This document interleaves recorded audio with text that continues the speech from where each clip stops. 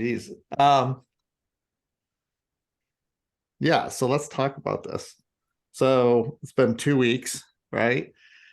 And if people have listened, or if you haven't listened, well, Brian, Casey, and I talked about seeing each other, getting together. It's no secret that Brian's preference on exercise is running over pretty much anything else. Brian gets some sort of weird enjoyment out of it. And he called us out a little bit during the podcast and said, hey, I'll do a run anytime you want. And on the podcast, sign us up for the Frozen 5K, which is a downtown Cincinnati, February, if you're listening some other time, 5K. So there's a couple of things to understand here. First of all, Well, I think, interesting is like the history, like Brian, Kevin, and I, like we got up to running, like Brian and I ran a half marathon. And Kevin, you guys have run 15Ks before now.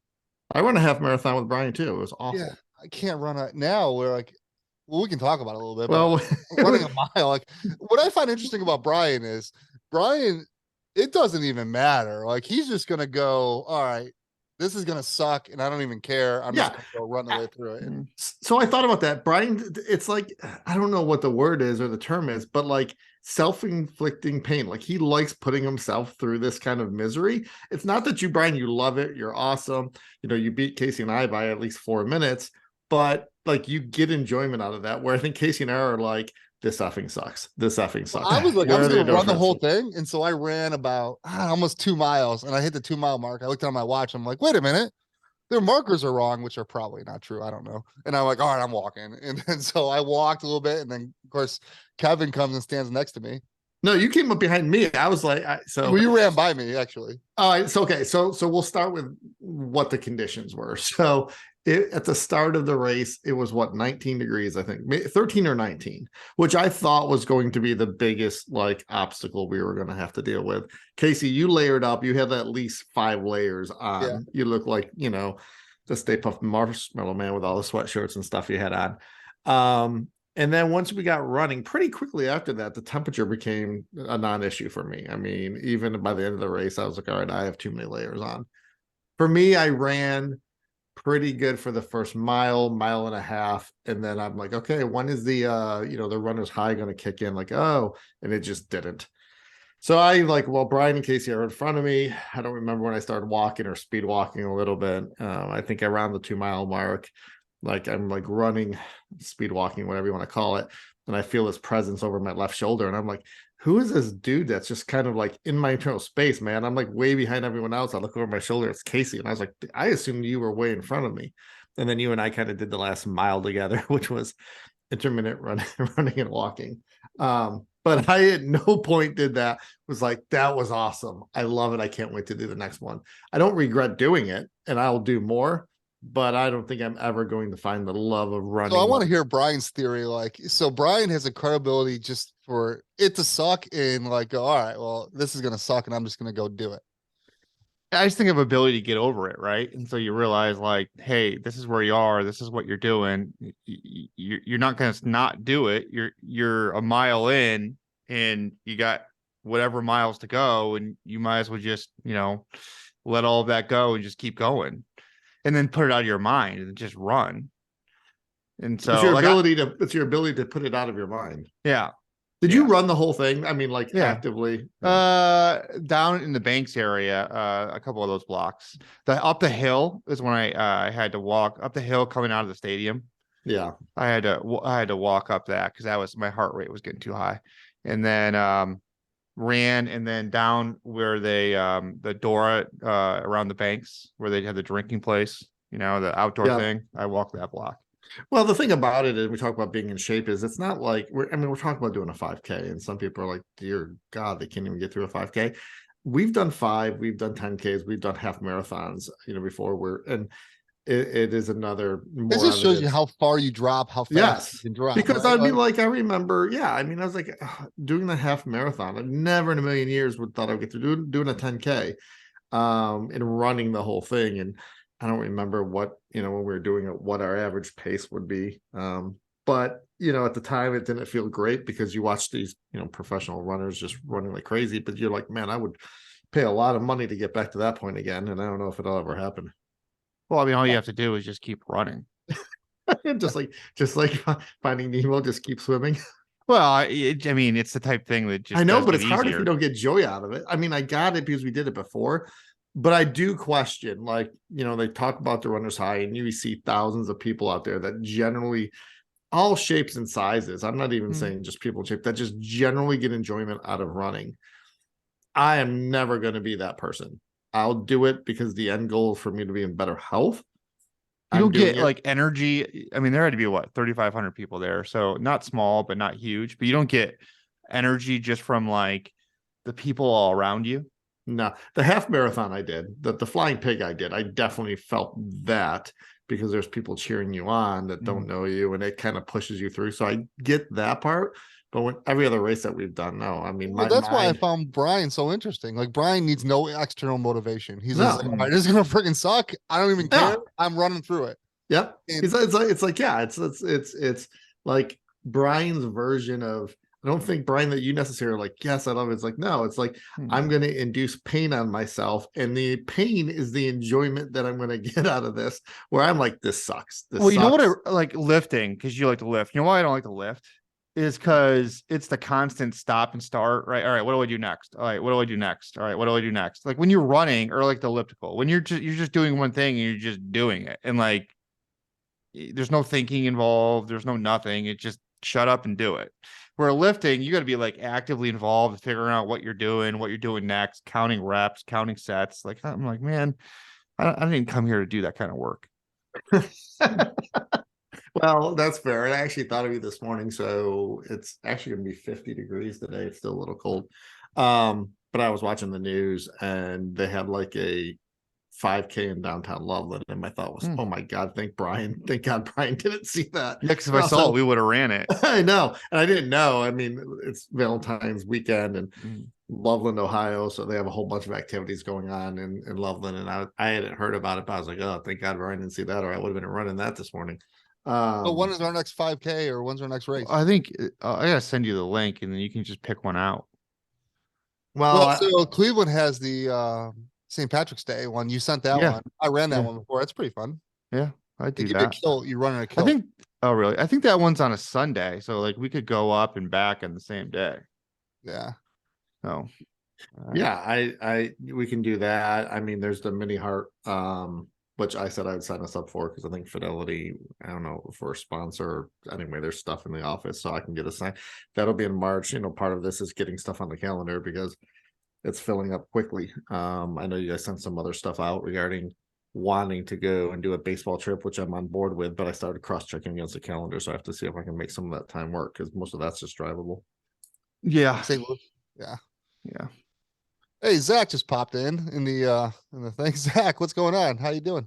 Hey, what's up? Can you hear me? Yeah, we hear you fine. Cool. All right, Zach, here's what we're gonna do here. All right, we'll start the show. Welcome to the pre-show. Brian, Kevin, and I have been talking already in the pre-show. We'll start it. I'll give you the introduction. All right, here's the thing. See what you think, Brian and Kevin. I wrote to Chat GPT to write an introduction to Three Wright Brothers podcast with Zach Miley as special guest. You're excited to see what they hear, and then I put a link to your website. Well, I think Chat GPT in general is something that is just every day. People are more and more curious. I don't know if that's mainstream yet, but I am flabbergasted at how well this thing works. So I'm kind of curious as to what the intro said. Yeah. So because basically what you're saying, so for what people don't know, Chat GPT is artificial intelligence that got just, released. I think it's still in beta form. And basically whatever you're about to say, you didn't write. You pushed a button, put some inputs, hit enter, and this is what it returned, right? All right, well, launch it and then read it. Let's see how it goes. All right. You ready, Zach? Yep. All right, here we go. Check the mic and make sure it sound right, boys. What do you get when you bring a finance guy, a school principal, and a lawyer together? Three people who could never be wrong because they are the three Wright brothers. Oh, and guys, don't suck. Good morning, everybody. It's the Three Wright Brothers back at you. It is Sunday morning. What does that mean? That means Kevin, Brian, and Casey come together to discuss all things brothers. And this year, what they decided to focus on is mental and physical health Today we invited a special guest, Zach Miley.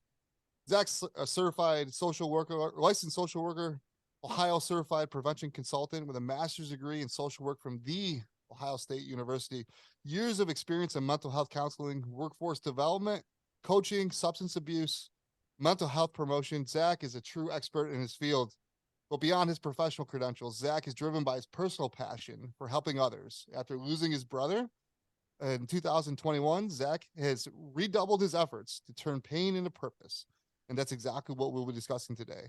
We all know the road to getting physically fit can be a challenging one, but when you add in the impact of mental health and physical well-being, it seems like an insurmountable task. That's why we're thrilled to have Zach here joining us here today to share his thoughts, his expertise, his experiences, and take all those steps to be a healthier, happier life. So let's get started. The three Wright brothers, Kevin, Brian, and Casey, along with our special guests, here to encourage each other to get physically and mentally healthy. Can't wait to hear, grow, learn, and inspire, and reach our health and wellness goals. How about that, Zach? Welcome to the Three Wright Brothers podcast.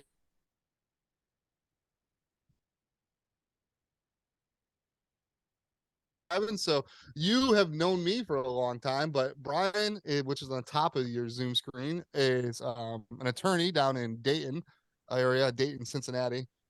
Been practicing law for a long time, and he's my identical twin brother. So, you know, you don't get confused on the Zoom screen. And then Kevin, next to you down there, Kevin works for Fidelity Investments. I don't know if I'm allowed to say that.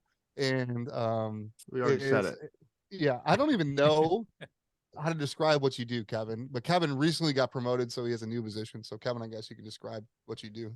Yeah, I've been at Fidelity Investments 25 years, and I don't know, it wasn't a promotion, to be clear, it was a lateral move, but it was a big deal because job hopping is not something that the Wright brothers do really at all.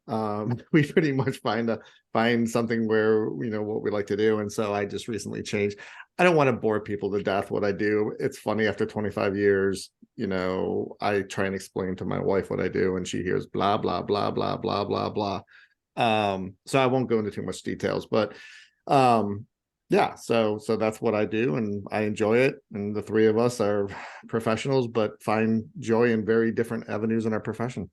Yeah. So if you took that snippet out and just recorded that Kevin explaining what he does, I think the person listening would think either one, he sells drugs, right?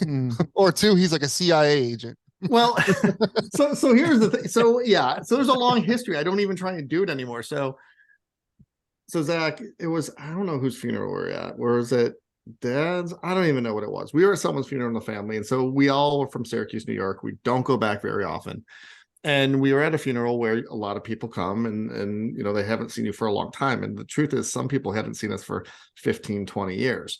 And so we're in the receiving line. And just so you know, like, you know, our spouses, you know, their jobs, everyone's jobs are very easily explainable. We have people that are teachers, we have people that are lawyers, and Casey's doing introductions because Casey is Casey. Like, he loves to just, you know, hey, you know, you've known him.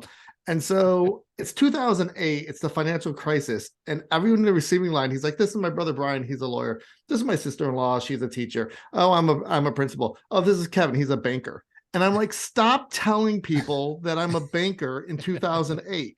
It is the most hated profession in the world.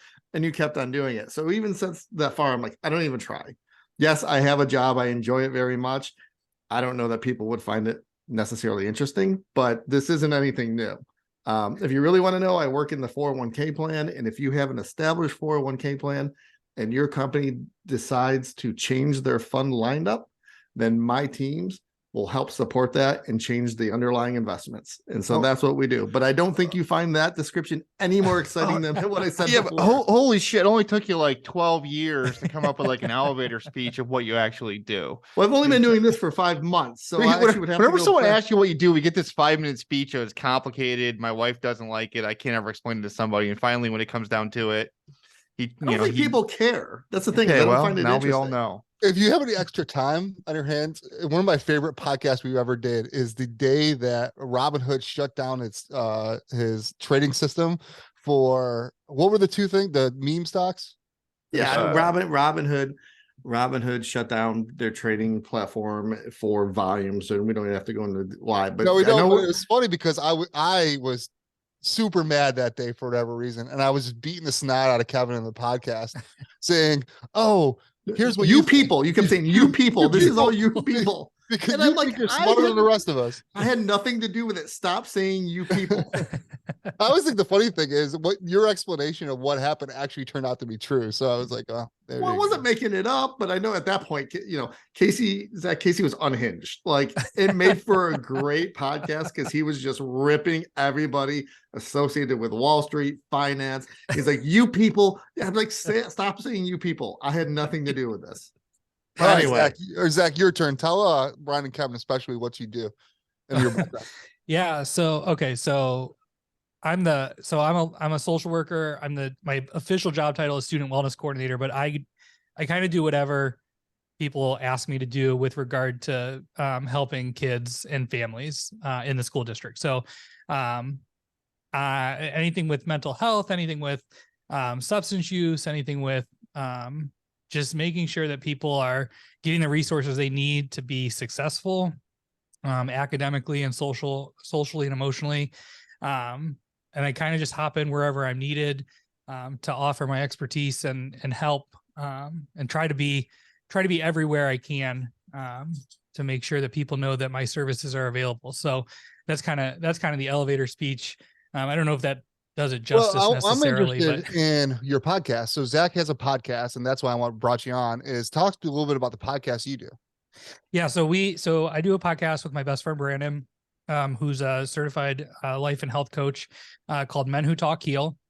And we started this podcast, oh God, I don't even know, like 2 years ago. And we started it after, so we also did like another podcast before that with a friend of ours that was just about nothing. And then we stopped doing that podcast because people came after us about some of our opinions. And so then we did this podcast, which is more focused on mental health and wellness.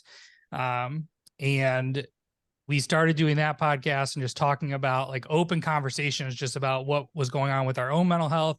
We had other people come on and talk about their mental health, just to kind of destigmatize and normalize the conversation around mental health. And it's not really necessarily targeted at men. It's kind of open for everybody, but we just happen to be two guys talking about mental health.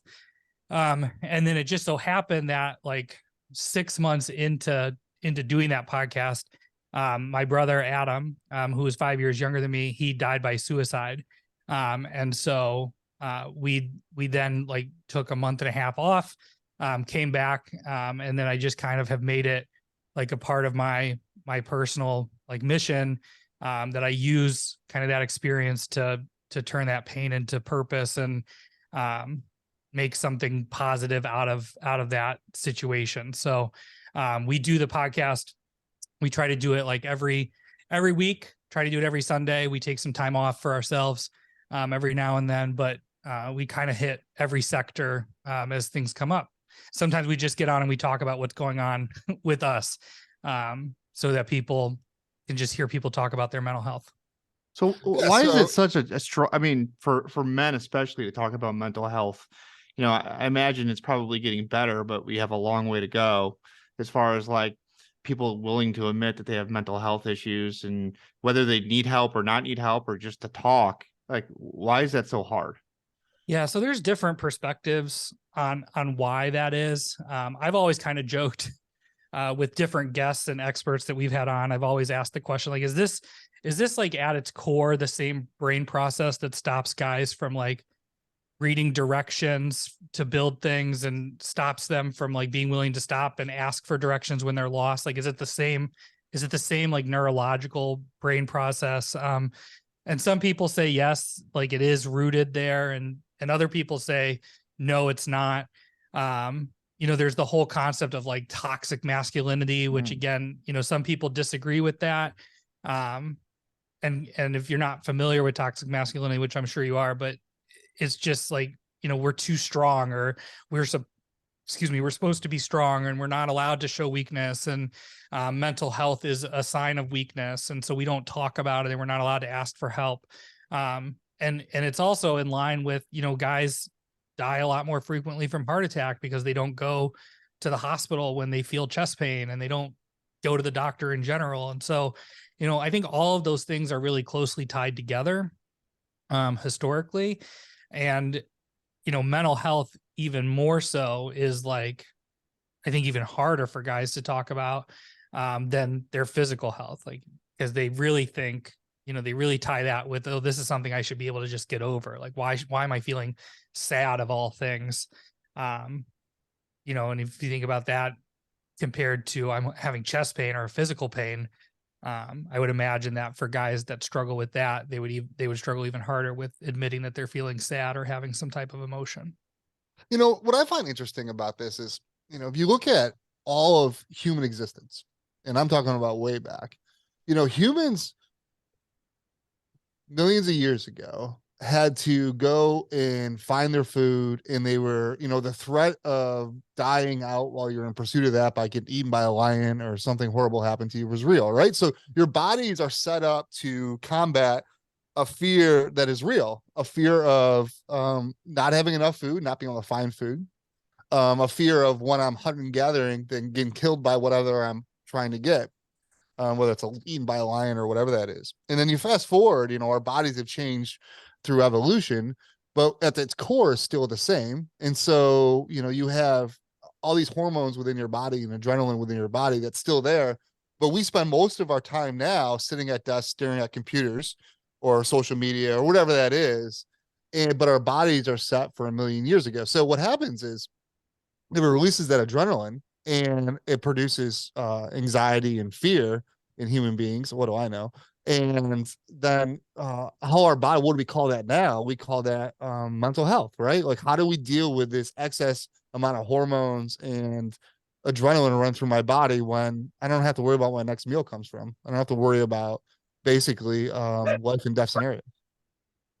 Yeah, that's super interesting that you say that, because, if you think about that primal instinct, that fight or flight essentially is what it is. And then, thinking about those basic needs at a time when all people, all they had to think about was, oh, I'm going to hunt, or I'm going to sleep, or whatever it was.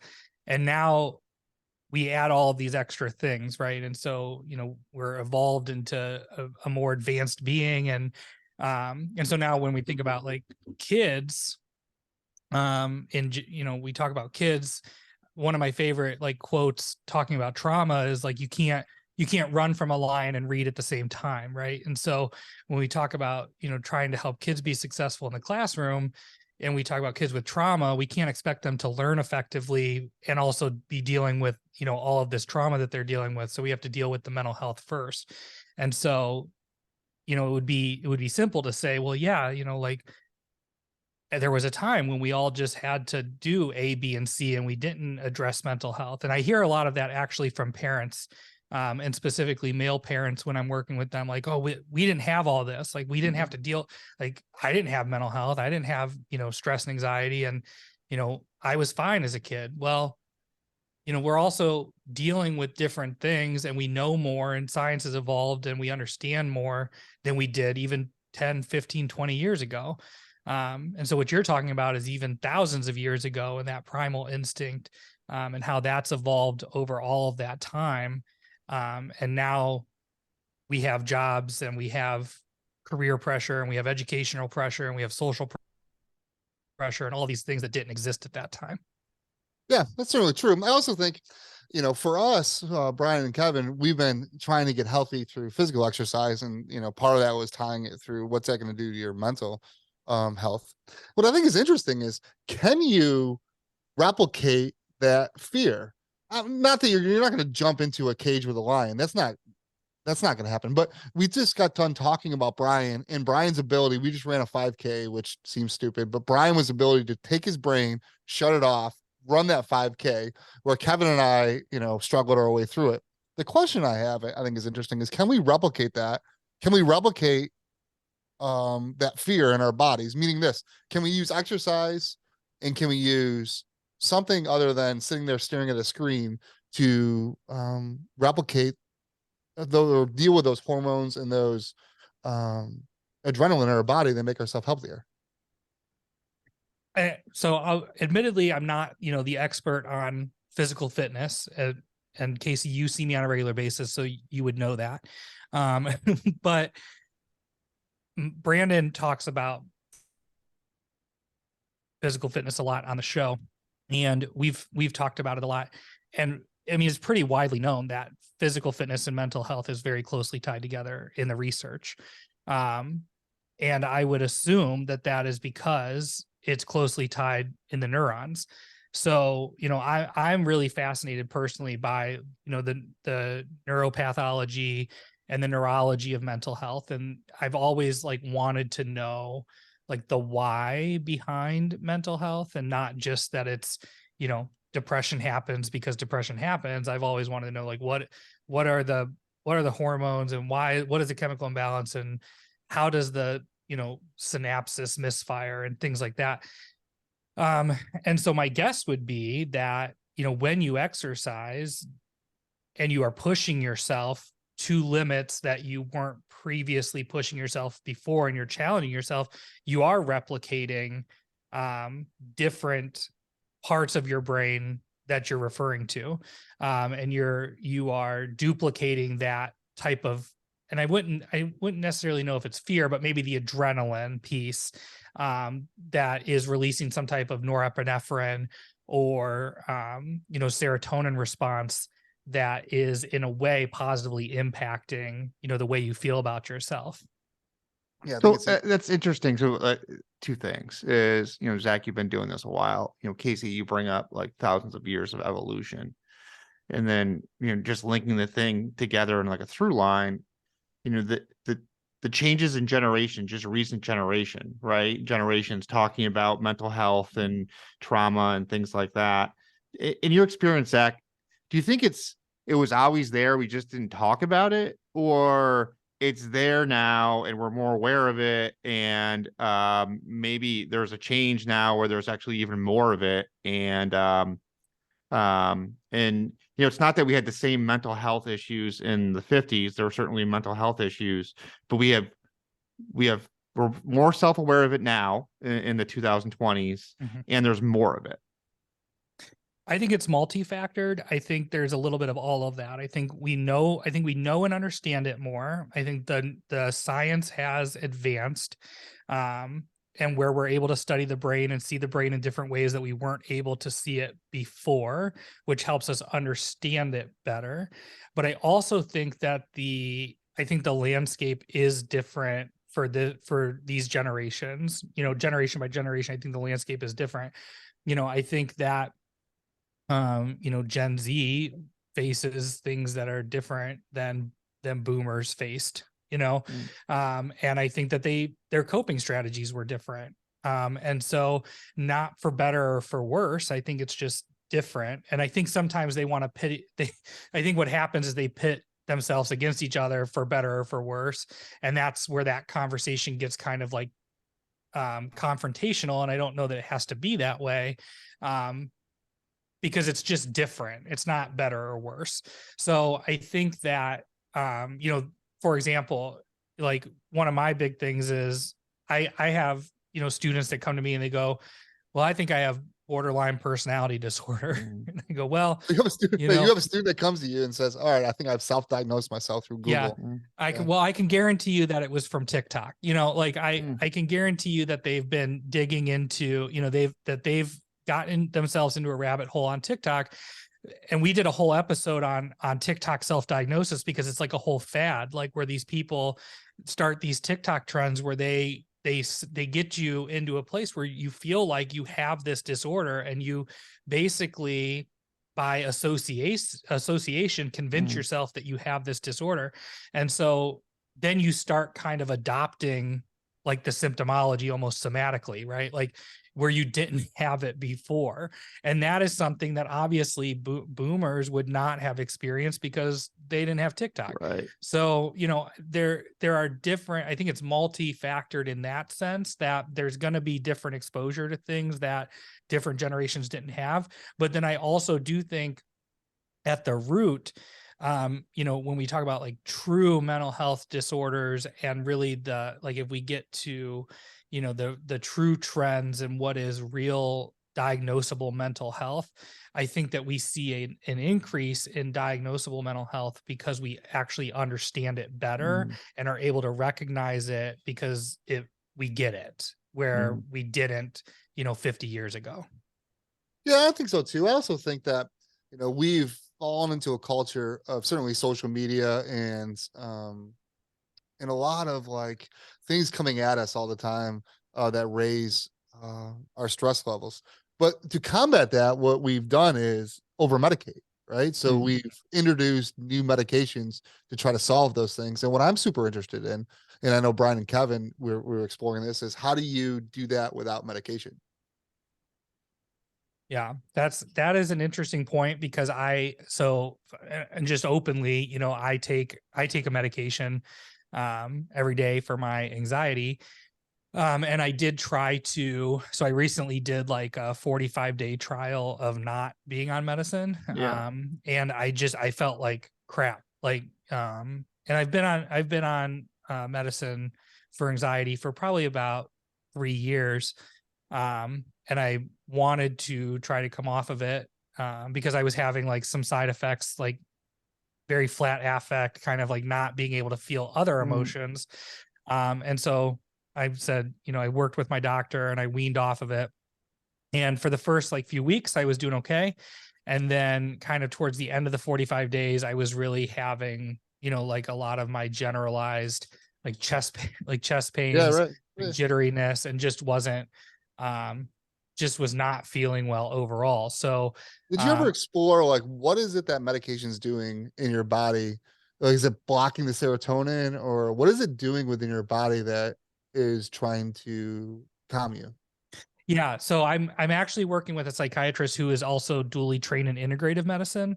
So she's drawing like all kinds of like labs and looking at like my inflammation status and looking at like my nutritional status and trying to see if there's other reasons that, there might be, it might be like a holistic reason that I'm experiencing this anxiety.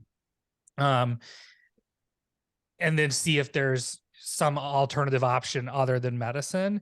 The medicine that I was taking was a serotonin reuptake inhibitor. I was on Lexapro. I'm now on Lexapro is very common. It's very common. It's very common. I'm now on Wellbutrin, which is it's a different class of medication. It's a serotonin norepinephrine reuptake inhibitor. So it actually works differently than the Lexapro, in the sense that it doesn't have some of the side effects that Lexapro has. And so we're trying that to see if I respond better to it with just the anxiety and not the affect issues. To see, she's trying to narrow down exactly that question. What is the chemical imbalance that's causing the anxiety? Because it does seem really generalized for me. Like I don't get like a triggered anxiety attack. Like I don't have like the typical presentation of like a, fetal position. Like I can't function panic attack. It is like kind of the always there, like foot tapping, like nervousness with no real identified reason. And so that's kind of what we're working through and trying to figure out. So my advice to people, when they ask that question and they're just really not feeling well, is to really work closely with a provider that they trust and they feel like they can have a conversation with, and they feel like they can advocate for themselves with, and that they're not being just forced something that they're not comfortable with. Because, people aren't open to medication all the time, and they do want to try different things, but also medication doesn't have to be a forever solution. And it can be something that can help in the short term while you're exploring these kind of other integrative options, if that makes sense. Yeah, and Brian, Kevin know very clearly I'm open to medication. Yeah. Well, so talk about that. So like, I'm fine with that. Yeah, you didn't, because I'm curious about this because you started this the other day, a couple weeks ago. You never finished it. So you being we don't know. Yeah, Yes, you're talking about Casey. And like you have to explain because we actually don't even know. But what 2 years ago you tried hormone replacement? Yeah. And- So, and Well, Zach, well, what I'm curious of not only what you did, and Yeah. then, but I'm curious about what that did for your mental health, like how that impacted your mental health. all right. So super interesting is, Brian, Kevin, and I, and Zach will remember this because Zach, I've known Zach for 20 years. Zach was a student. I was Zach's principal and also Zach's brother's principal. So Zach knew me during his time. He actually worked for me. And so again, we got really healthy, right? Brian, Kevin, and I got really healthy. Zach, remember, lost a bunch of weight, was running all the time. And so I got hooked up with this like whole health doctor. And what I was exploring was, all right, I'm in optimal health physically. All my blood work, all my everything that was pointing was optimal. But I was curious on how I could take it, like what could I do to make it better? Or what could I do that could take it to the next step? I was running, I was working out, all those things. I was eating healthy. And so we ran a bunch of blood work and found out looked at all my levels and found out that my testosterone level was low. And it's interesting. I look back on this. I mean, I think it's naturally low as you age, but it was low. So I started on a testosterone replacement therapy, like where you would take testosterone, and I did it So for like shot in the ass type testosterone. exactly right. So how did you do that? You The literally thing took about it was Casey's like, oh, about so the other thing, which Zach probably also knows, is that in back in my mind, I was like, okay, so the Wright brothers are in a competition and we are all finding success. And Casey's like, I need an edge, kind of like Jose Canseco and Mark Yes, McGuire. Ivan And Drago from Rocky, yeah, man. What because the it's hell? not like it's not like we had this conversation. Zach literally in a So he was podcast 2 weeks ago. juicing. Yes, Yeah. like literally in a podcast, and Casey's known for this. We won't go into other stories. Is he just kind of we're doing a like corked my podcast. bats in college and baseball. He basically drops it like the last 5 minutes, and we're like, I'm like, wait a minute. Back when we were having this competition and trying to outdo each other, you on your side were like, hey, I'm looking for that edge. So it isn't like Casey can't present this as, well, I got together. I was like, I was trying to figure out. No, you were like, how can I top my brothers? I'm going to try this avenue. Let's call it what it was. Because I'm like, what are you talking about? To So, that. I so mean, I have some yeah, truth to that. you did it for a It's- year, right? Yeah, probably a year. So what did it do? What did it do to your mental health? How did it change you? So like, you gotta mentally? really, but when you take, and this is kind of a conversation Zach has too. Like when you add substances to your body, you got to pay really close attention to what your blood work's telling you about Mhm. your levels. And so you got to listen. I'm no expert in this, but you got to pay attention because one medication turns into 4 or 5 different medications. Because what you're trying to do is you're trying to make optimal levels. And so as I was taking testosterone, I was also taking I'm not going to say it's correct, but another medication or series of medication to kind of optimize my estrogen levels, optimize all those levels out. And so you end up taking a bunch of different medications plus high doses of like vitamin D and B12, all sorts of other stuff. And what was going on there in that? Well, it was fine. And you gain Did you a lot. find yourself being aggressive? Well, understand what was going on in life in that time. That was pre-COVID and right at the beginning of COVID. So probably about 6 months before COVID and then 6 months after COVID already started. And COVID was a hard time for me because I'm used to I'm used to really being surrounded by people all the time, 1,300 students and 167 staff members, and working in a high school, and Zach will appreciate this, is kind of like an emergency room. You're like the doctor in the emergency room. So you got to be really good at solving crises fast for people and answering questions and doing all those things. And I was good at that. And that was really great. But what happened was when COVID hit, we all kind of went to our corners and never saw anybody, never really talked to anybody. Everybody kind of, all the gyms were closed. Everything was a struggle there. And that's when I noticed that I struggled to control my emotions when it came to that. Like I was getting angry. Like I'd wake up in the middle of the night just mad, like really, really like uncontrollably mad because I couldn't control what was happening for my students or for my staff. And so in a combination of gyms being closed, that I was like, all right, enough of this. I'm not So, doing this. and you stopped, and then when you stopped, did you notice like some of those mental health issues resolve themselves? Yeah, it did. And then I kept running the numbers too, because you got to be careful about that stuff, Mhm. about what happens when you stop right away. And so I kept running the numbers to see what my numbers would do. And, they all level out and you go back to some kind of normal. You got to be careful because if you do it for a long time, it'll teach your body to stop producing testosterone. So you got to be careful about that too. And I'm no expert, and please, nobody who listens to this take any advice from me because these are just experiments I do myself. Although, I wasn't working out then. I was running a little bit, but not working out. I mean, back then we were crazy. Like we would work out. I would still work out at 4 a.m, but we would ride our bikes between 35 and 50 miles every Sunday, right? We would run. It wasn't odd to go out and run 8 to 12 miles every third day, right? Or every 2 days. It wasn't. We were in our 40s, and it was arguably the best health physically, probably mentally too, that I was ever in my life for a period of 2 years. Depression is interesting, but I think as we were talking about this is, and I think maybe this is where, the kids come in and it's difficult, is now being 47, I am much more aware of my feelings at any given time than I would have been in my 20s or even younger than that.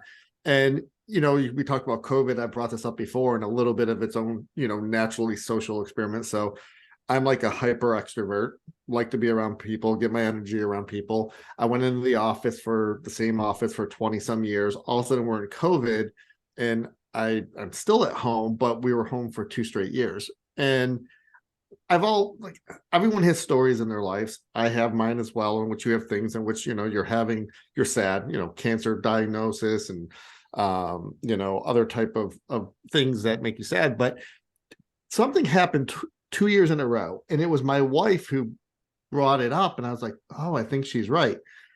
And it was, February is a miserable month, and you always hear about people being depressed because lack of vitamin D, sunshine, whatever. And you're like, okay, yeah, whatever, I believe into it. I believe it, I guess. And then what happened 2 years in a row is the doors were closed at Fidelity, and my office was also in my family room. So what I would do for the whole month of February is I would get out of bed, barely take a shower, barely get ready, plop down, work 10 hours at my desk, move to the recliner, then go to bed, rinse and repeat for 28 straight days. And, because the weather is what it is in February, there is no going outside for walks. There is no fresh air. And so I was just generally in a depressing, bad mood for no apparent reason. And I didn't even realize why. And my wife was like, the issue is you haven't seen a human being outside of a screen in your family for like 20 days. And you couldn't, like, if you had a bad meeting, you couldn't, like, normally I'd go outside, you go for a walk, you're like, okay, I can calm down. I wasn't doing that. And because I worked from home and it was required 2 Februarys in a row, I was like, it is miserable what happens to you as a human if you don't have those interactions, if you aren't getting like all those things they need you to do. And it was kind of its own little experiment. And because it happened to me 2 years in a row, I totally tell people, I'm like, I apologize to anybody that's got a birthday in February, but there's a reason why it's only 28 days, because it is a miserable month. And you just want to get through it, right? You're coming off the holidays in January. You're kind of enjoying the slowness in January because December, November, we're so hyper. You're kind of, even the most extrovert in the world is like coming down, and February comes in. You're like, what's going on? They can't do anything. And it was just interesting. And it didn't realize it till, last year. And this was a feeling I had. It didn't have to do with having a bad day at work or a bad interaction with family. It was just, I was depressed. And I was like, this is what depression feels like, and being depressed without having a reason for not feeling happy. Like, okay, I had a bad meeting or something, but I was 47 to figure it out. The other thing tying back to it, which I think, I've also identified, we all have teenagers. I have a teenage daughter who's 16, getting a look at colleges. And I applaud her because she's very, very open with her feelings and telling us what's going on. And she's a very successful student, and she's a very happy student. But when she's not feeling right mentally, she's told us before. And my wife and I don't mess around. We're like, hey, went to the student guidance counselors, like, hey, we want you to pull Charlie out of class. We want you to talk to her because she's sending us physical ailments that she's having, which I think turned out to be anxiety. And we're worried about her. We're not going to like, hey, wait till, and so she now is routinely seeing somebody that they bring into school and she tells us how it goes. And, sometimes your parents are part of the problem. So, telling your parents you're feeling a certain way because your parents are giving you a hard time about your grades, talking to us isn't going to help. But I'm just, my thing of it is I feel really happy that we had open conversations with Charlie, who's my daughter, and we were able to find her something that she's getting a benefit out of. Yeah, so you actually bring up a decent point, because what you're describing is what Zach does, right? A piece of it, right? I mean, I would Yeah. I would not be correct.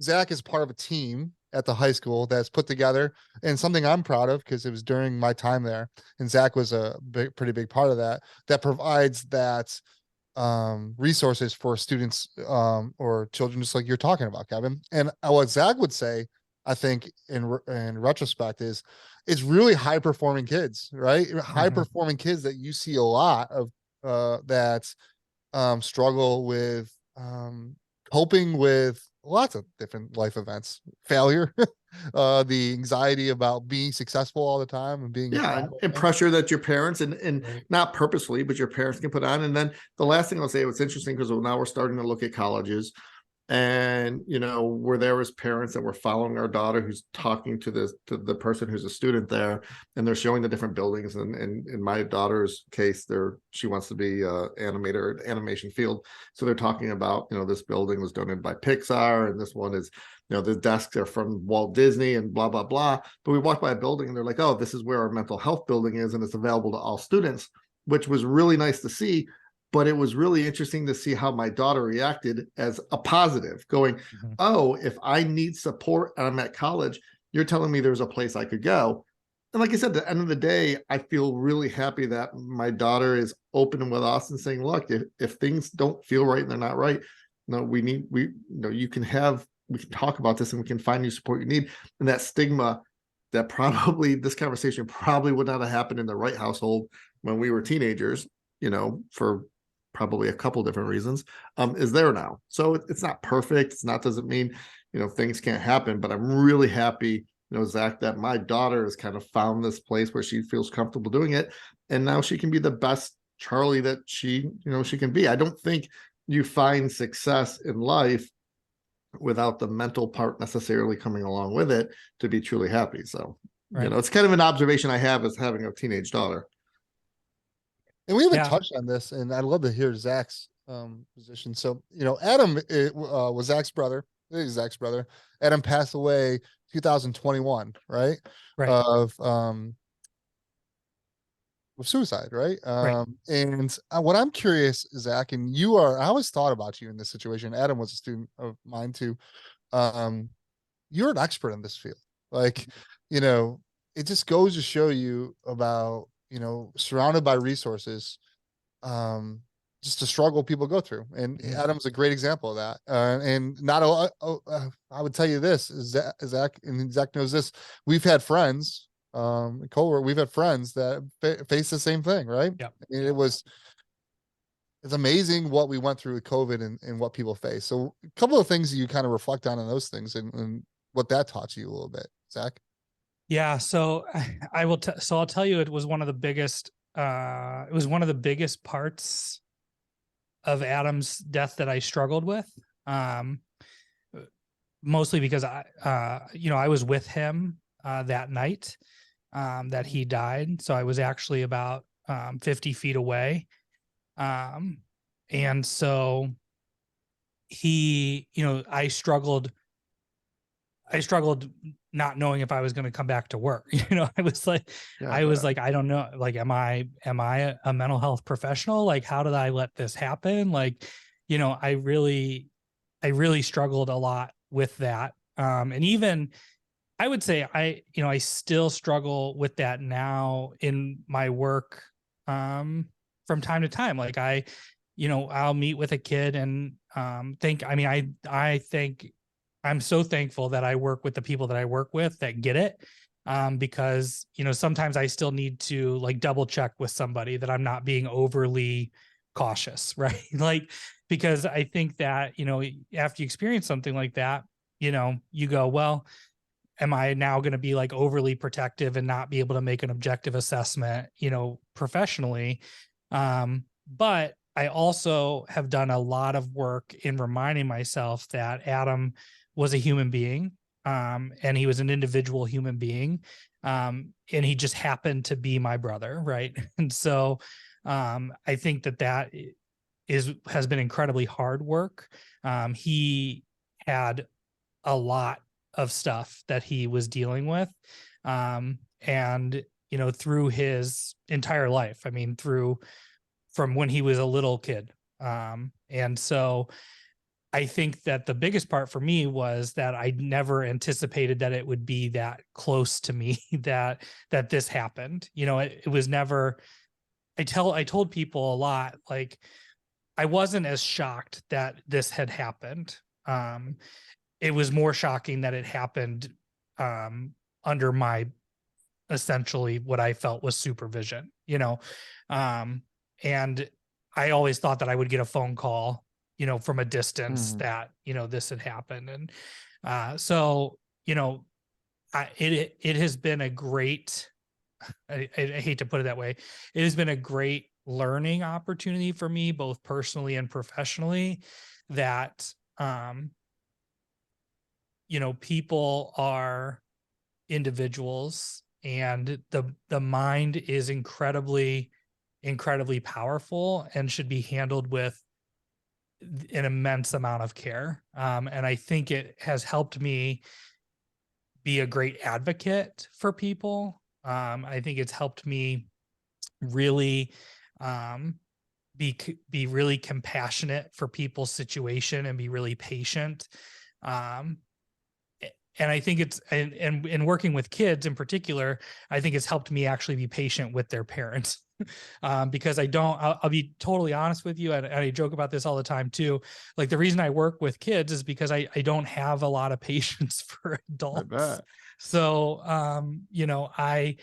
I tried working with adults for a while and it just wasn't my thing. So, but it has helped me, like, have a lot of perspective. So, that's kind of been my reflection. I still work on this, and I'll probably work on this the rest of my life. Just because I think, like, in my first episode back, and we talk about this, with other people who are survivors of suicide loss. It's a club that you didn't, like, know existed, but now you're a part of. Like, you're a part of this club of people that, like, were really, really close to somebody who died by suicide. And it's a club that sucks. Like, it's a sucky club, but it's there. And the people that are in that club are really unique. So it is a lot of reflection, a lot of time. So what are some of the lessons you kind of learned about, Adam's situation, but we all face kind of those situations, about just the importance of taking mental health seriously, right? And importance of, like, getting the resources and, I don't know, providing help to people, I guess. So this is kind of like, I don't know how to describe this either, but Adam had every opportunity to get help. He was surrounded by people that wanted to help. Unfortunately, his disease is, I mean, he had multiple things he struggled with: substance use, depression, probably some other undiagnosed mental health stuff. Unfortunately, though, those things were so pervasive that they prevented him from accessing those resources and those supports. And eventually, what ended up happening is they culminated in this tragedy. However, what I would encourage people to do is to never stop trying. Like, if you love somebody and somebody, even if you don't love them, like, if you know somebody and you're close to somebody that is struggling, and you have the opportunity to try to provide resources or support for them, like nobody's ever a lost cause. And this is kind of a crass way to say this, but nobody's a lost cause until they're not breathing anymore, right? So even up until, and I mean, like, the minutes before Adam passed away, I was trying to get him somewhere, right? And so like always be trying, like my goal in my work and then my personal life is to always be trying to get somebody to that next level of like what is going to help them, like what is the next professional step for them as far as professional help goes. And so that's my advice to like parents, to siblings, to whatever, friends, peers, like always be trying to get somebody to professional help, even if they've, I get a lot of like, well, they've done that before and then it didn't help. Well, sometimes, I mean, we know like it takes multiple times for people, like, and that's unfortunate, but that's what the research says. Like recovery is a process. It's not a one-time thing. And so just keep caring. Don't give up on people. And just keep trying, because if it does unfortunately not work out, you're going to want to be able to fall back on the comfort that you feel like you did everything that you could for that person. Because that's been really comforting for me. Right. And he wasn't, obviously, we lost Adam, but he was the only friend that we Right. lost too. Like, both Zach and I lost a really close friend over COVID. And we won't go into detail because it wasn't really publicly Right.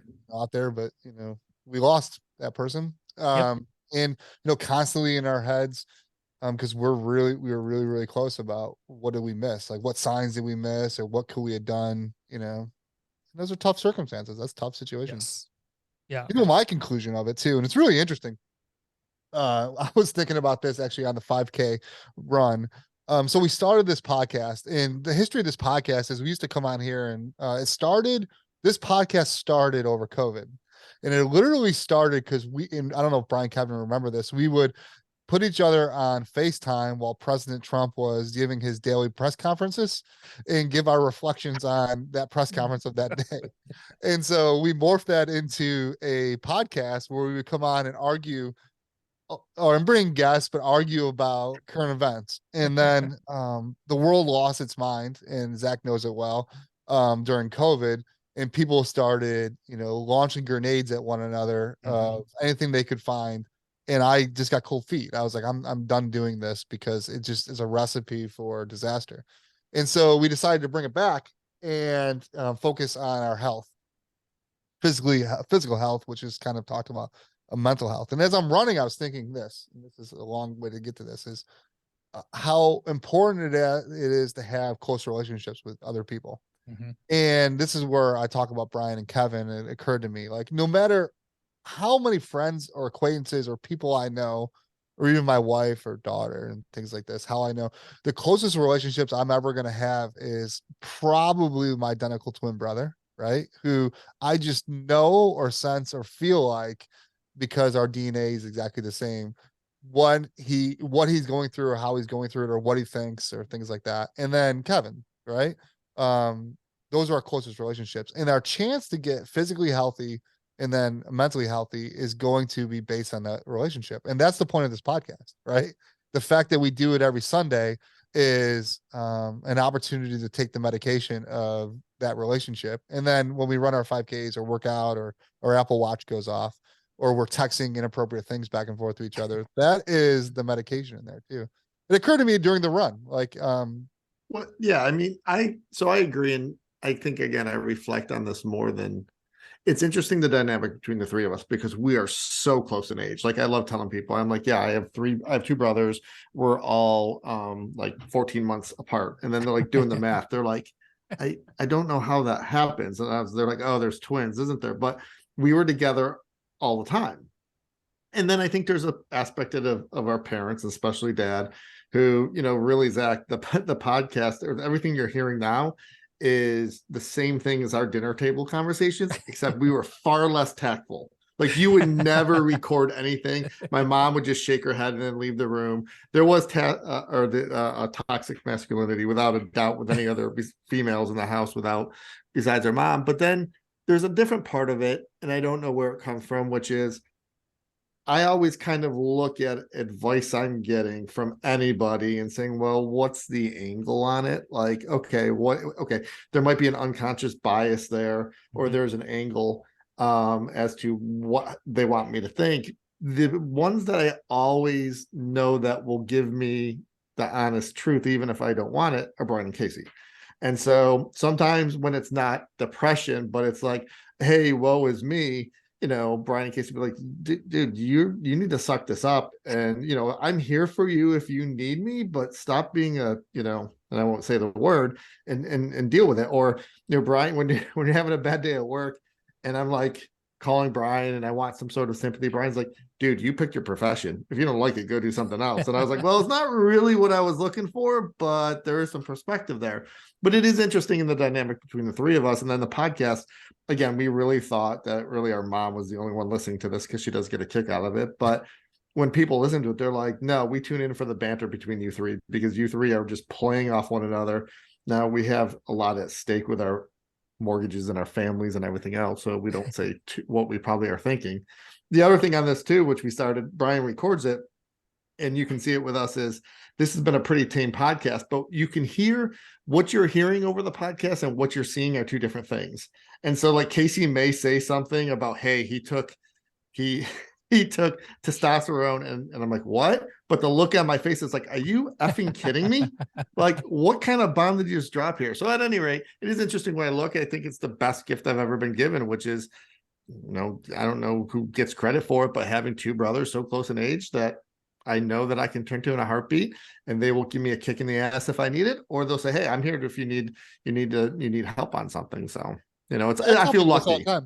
Listen, being a twin, being a twin, it is so much easier than not being a twin. I'll give you this analogy. I never worried about who I was hanging out with, their friends, or even what I looked like, or if someone's being honest to me, until I went to college. At 18 years old, Brian and I went different directions. He went to one college, I went to another. And I remember the first day sitting in my dorm going, God, this shit's hard. Like, I got to go meet people and actually talk to other people. Before, I never worried about that. We always had big groups of maybe friends or stuff like that, but there's only one person I cared about of opinion. Well, two, Brian and Kevin, especially probably Brian, because we're identical twins.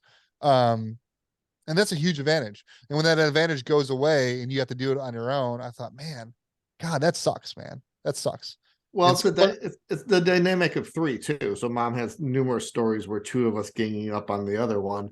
But when it's one-on-one, right? And you're saying, okay, well, I'm having this issue and I want to talk to you about it, and they're giving your opinion, you're like, well, that's just your opinion. Like, your opinion is no different than anyone else's opinion. But when you have two people that are in agreement going, no, you're an idiot, and Casey and Brian both agree that you're an idiot, you go, there's two people that think I'm an idiot. Maybe I am an idiot for this. So the dynamic of having three, I think, always kind of worked, to an advantage, because I always took it like, if Casey disagrees with me, I'm like, that's Casey's opinion. He's full of shit. I don't care. But then if Brian's like, no, Casey's right, and Casey, I'm like, okay, well, they're both thinking that, then this is probably me, not them.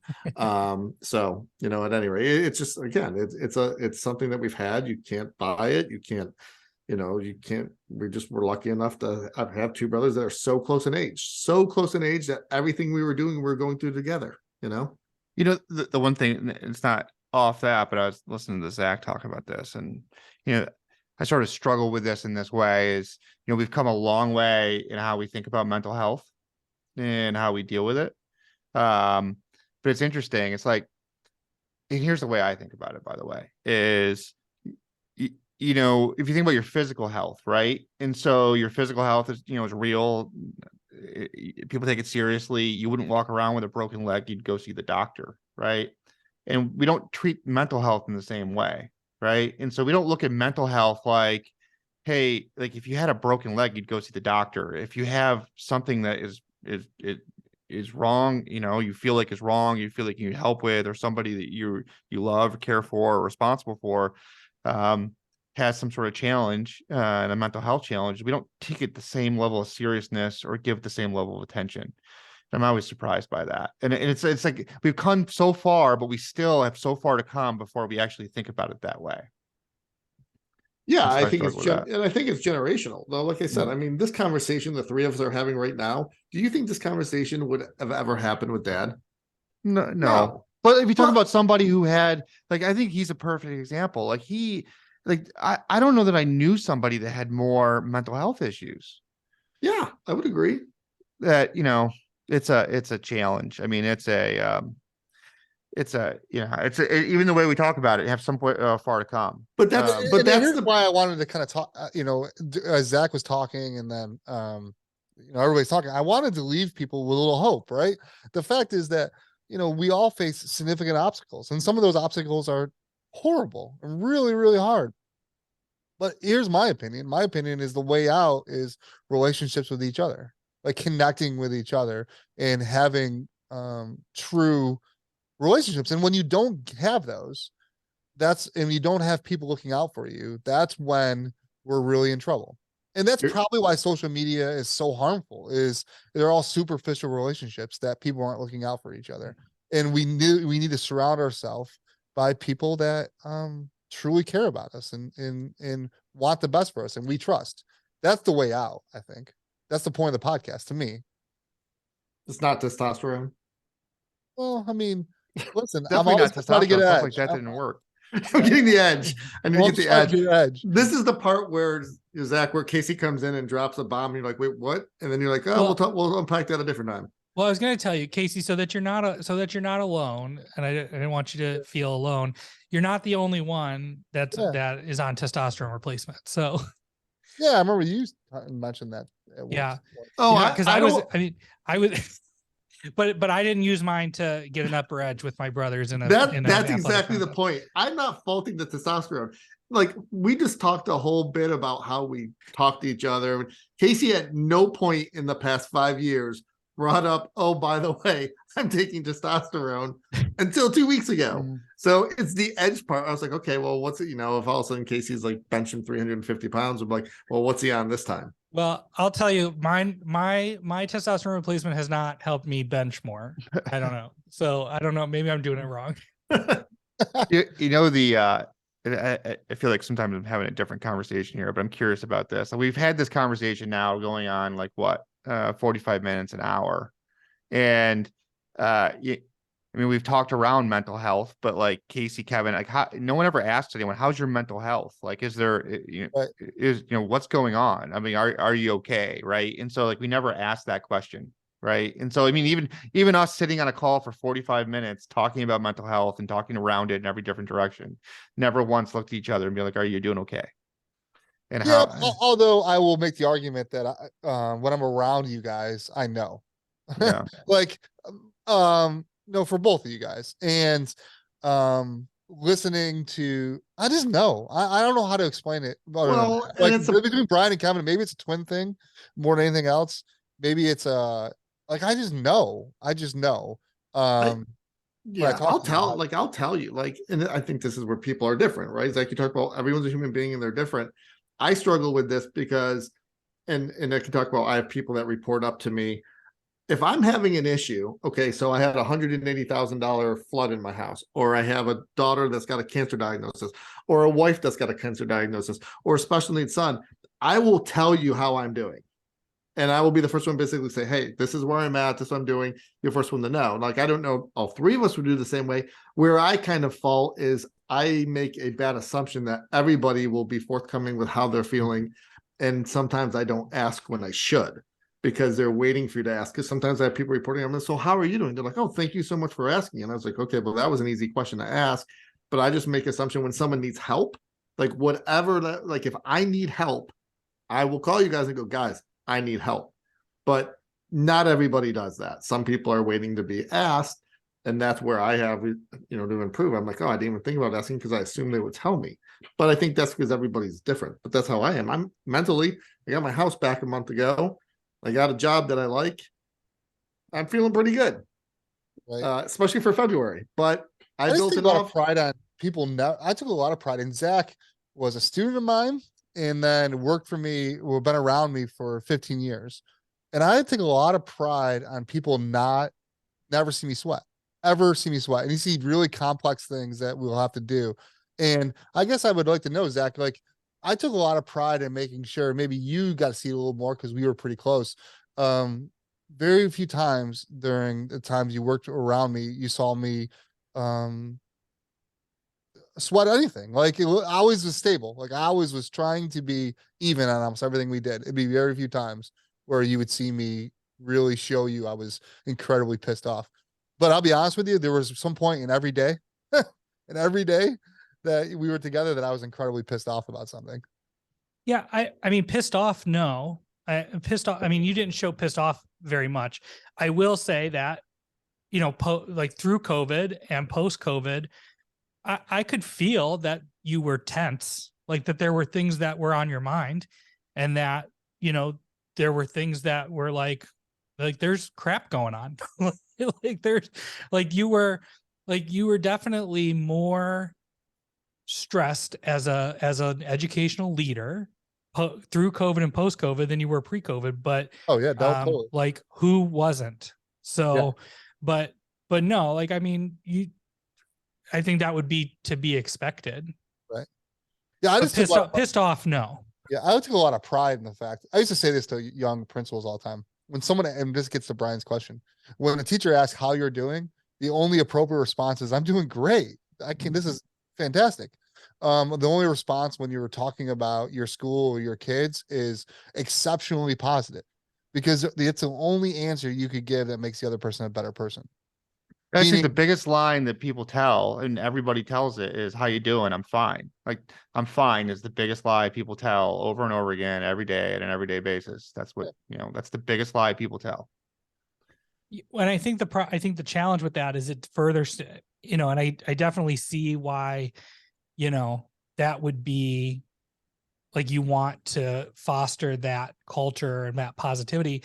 But I also think that stigmatizes, you know, the reality of that people experience stress in a realistic fashion, and people experience, you know, mental health, like, you know, oh, like my principal does have like stress and anxiety, like I do as a teacher. Like, oh, we have that in common. Like, I could definitely see the pros to being able to have that commonality, especially through like a common trauma such as COVID. You know, if we look at that as a common trauma.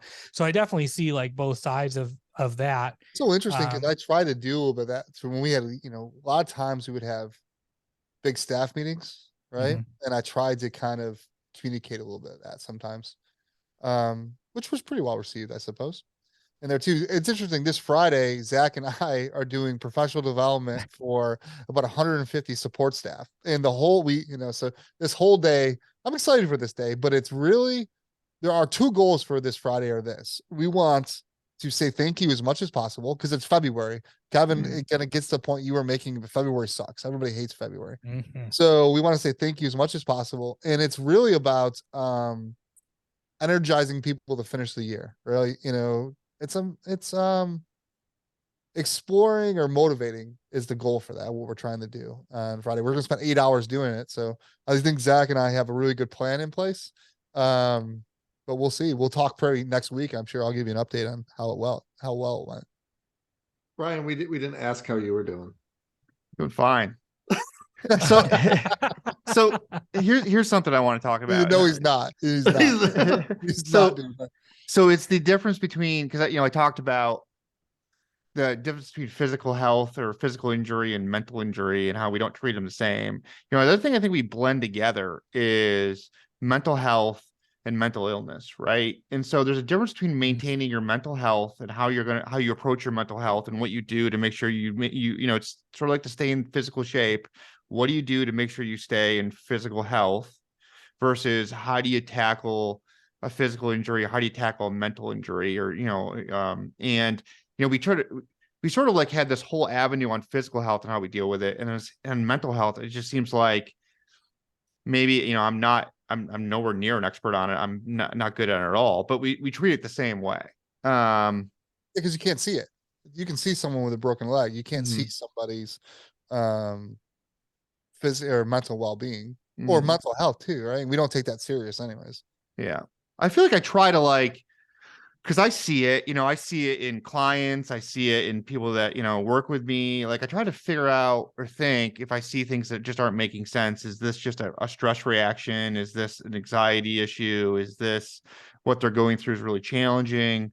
or is this something that is not a mental wellness issue? This is a mental health issue. This is something that's a real concern. We actually did I think we did a whole episode on that. Like, what is the difference between mental health and wellness and mental illness and disorder? Like, you know, as far as one being baseline and something that should be, you know, a sustainable conscious effort, you know, something you should be always aware of and doing. So, you know, intentional self-care, which we talk about a lot. You know, people, it kind of drives me nuts. Like when I ask people, like, and I'm guilty of this, so it drives me nuts that I do it too. But I'll ask people like, oh, what are you doing for self-care? And they sit there and they think like, oh, what did I do last week that I enjoyed doing?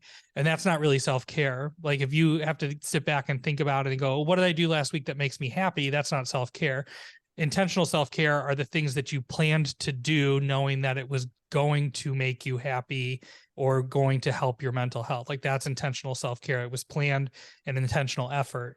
You know, those things contribute to mental health and wellness.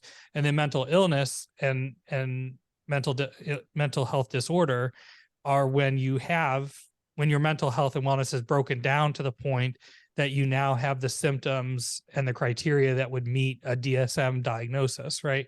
And then you have to do the interventions that are necessary to overcome, you know, that disorder, and you have to get treatment for that. So, you know, so how do you recognize it? Like, because I was thinking about this probably about a year ago, and so there's a famous, and Zach, you probably know it, and this is how I think of like suicide. Is a famous David Foster Wallace quote, right? And I'm not going to say the quote because I would butcher it, but you know, he talks about a person committing suicide like jumping out of a burning building, right? The person that jumps out of the burning building to kill himself still has the same terror and fear of the jump in the flames, but of the two alternatives, the jump is better than staying there with the flames. And so, you know, I thought about that. I'm like, that's a really challenging thing to deal with. And I think that I try to recognize if somebody's dealing with like, hey, again, stress, a mental health issue versus like something that's a real illness, and try to, because I see it all the time. I see it particularly when someone calls me. I don't do this type of work at all, but I get called on occasionally in domestic relations issues. So, you know, somebody's going through a very complex divorce, a very challenging divorce. Somebody's whole life got tossed upside down.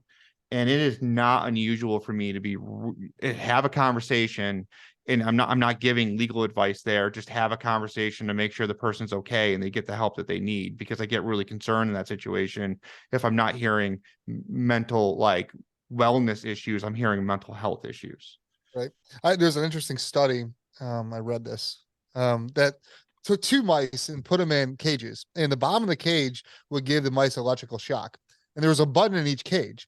And one of the buttons that when the mouse hit the button, it would stop, right? It would stop the electrical shock from happening. In the other cage, when the mouse hit the button, nothing would happen. So the mouse that was in the cage that would hit the button and the electrical shock would stop would learn behavior, would hit the button, stop the shock, hit the button, stop the shock, hit the button, stop the shock. In the other cage where the button did not stop the shock, the mouse initially would hit the button, but nothing would happen. And then when they switched cages, what happened was the mouse that was conditioned to hit the button would still hit the button every time. The mouse that would hit the button and nothing would happen just stood in the corner and just took the shock. And what the analogy was is depression is when people are facing those obstacles and they're used to doing something to make themselves feel better. That's like hitting the button. Depression is when you're used to doing something to feel better, but it doesn't make you feel better. Depression is when you give up hitting the button. Does that make any sense? Yeah. And the David Foster Wallace quote is really interesting because it's like, it's basically simplified the lesser of two fears, right? So like the flames are coming, right? The flames are coming. And so am I gonna burn alive, or am I gonna fall?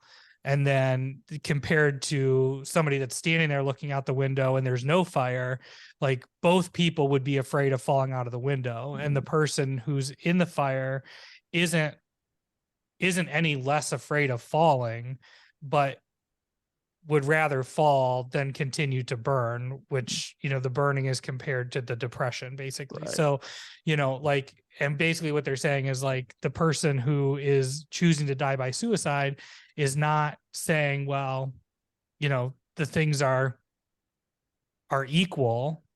It's just the lesser, what is lesser pain? You know, Right. what is lesser, what's less scary or what's less pain, which again, you know, is something that I've described as like, I can't I've never experienced that.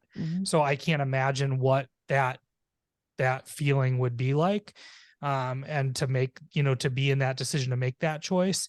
And so, you know, to recognize it, you know, I would say that you can, for me professionally, I can tell, I mean, I can feel when somebody is really, really depressed, right? Like, I mean, when you're talking to somebody and there is like this emptiness, like, and there's just like, and especially like with kid, like, and again, most of my work, all of my work now is with kids. And so, you know, there's a lot of like sadness, and we talk about sad, you know, little D depression versus big D depression. And, you know, there's a lot of like, oh, I'm sad today because I got broken up with, versus long-standing, I've been dealing with this, I'm not getting the help I need, and I don't know where I'm going to go from here.